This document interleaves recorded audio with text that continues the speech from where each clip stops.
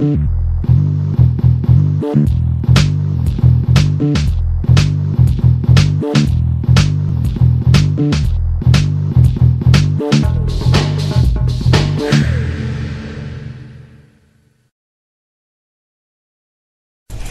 the fact that it's changing. Yeah. This is what made me want to do linguistics in the first place. Whatever English is today, it was different yesterday, it will be different tomorrow. It is the same with your language. Maybe only in a subtle way it's going to be different, but it will be different. And so this is the kind of thing that drives me on. I never know what's going to happen next. This is the exciting bit.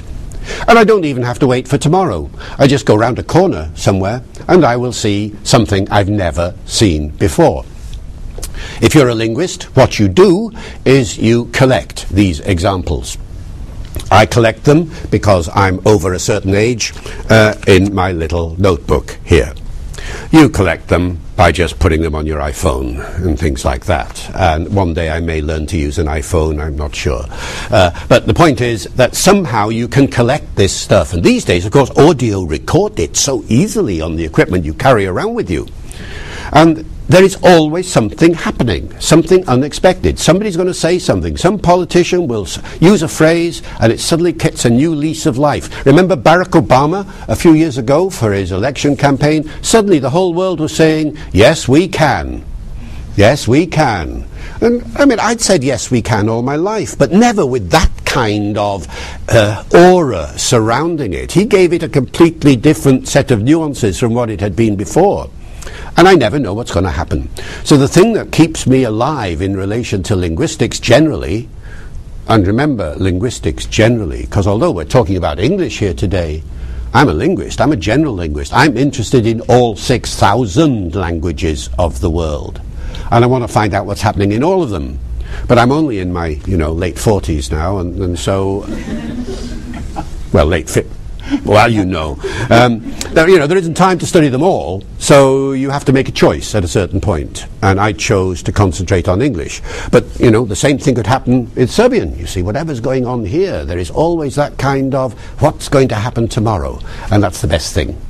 And within the changes, are there any particular areas that you find particularly fascinating that compel you to study them and find more?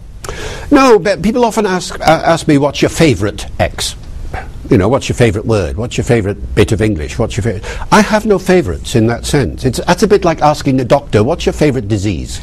A doctor says, I don't understand the question, because they're all important and it all depends on circumstance. It's the same with language. I don't have favourites. The favourite is the next thing that's going to happen. I'll give you an example. When blogging started, I was absolutely enthralled by the way blogging vocabulary suddenly took off and produced an array of usage that I'd never encountered before. And for that moment in time, the blogging vocabulary was my favourite. So we had, blog, blogger, blogging, the blogosphere of all who blog, the bloguverse, the universe of all who blog.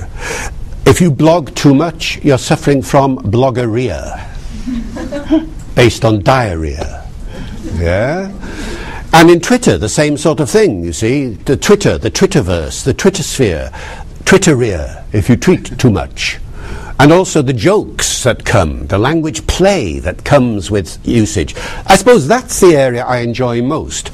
The fact that one can be so playful with language in a way that makes you just enjoy language. You remember I said before that there are forces driving language. The need for intelligibility, the need for identity. For me, there is a third function of language that's even more important than that, and that is the need to play with language. To enjoy language for its entertainment value, for its joke value, to make puns, to use the voice in a silly way, because it's fun to use the voice in a silly way, for no other reason. I'll give you one example of this happening. We had some neighbours from across the road come into our house. They were new neighbours. Will we like them or not? We don't know. So we invite them in and we have a chat. The topic became our pussycats, because we had a cat and they had a cat. And the cats had met in the middle of the road the night before and had nuzzled each other and got on famously. They had not fought each other. And so we thought this was a great symbol of the future of our relationship. And one of the people in the room said, so last night there was a catfrontation. Catfrontation, based on confrontation. Catfrontation. A pun. Everybody goes, oh, that's, you know, when you have a pun, you groan, don't you? You don't laugh, you groan. It hurts you. And then somebody else says, yes, but it wasn't a catastrophe. Oh, no. Yes, said somebody else, but it was a catalyst for further meetings. Oh, no, said somebody else. Ah, but one of the cats wasn't very well. It was suffering from catarrh. Oh, no. And so everybody played this game of what's called ping-pong punning. Like table tennis, you see, ping-pong. I pun at you, you pun at me.